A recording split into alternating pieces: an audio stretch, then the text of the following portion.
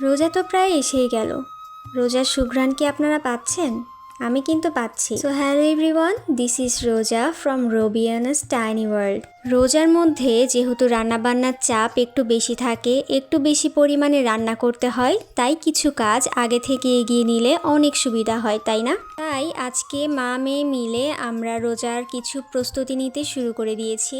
আমাদের বাসায় সব সময় যে মশলাগুলো বেশি পরিমাণে রান্না ইউজ করা হয় সেই মশলাগুলোই আজকে আমরা বানিয়ে নিব।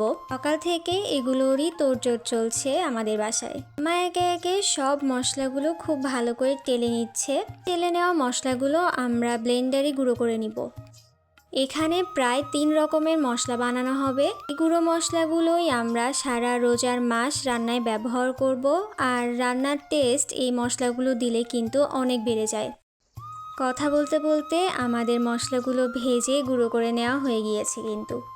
আচ্ছা, আপনাদের বাসায়ও কি এরকম রোজার প্রস্তুতি চলছে? চাইলে কিন্তু আপনারা আমাকে কমেন্ট করে জানাতে পারেন। আপনাদের কার বাসায় রোজার কী প্রস্তুতি চলছে আপনারা কমেন্ট করে অবশ্যই জানাবেন। দেখা হবে পরের কোনো ভিডিওতে। Thank you.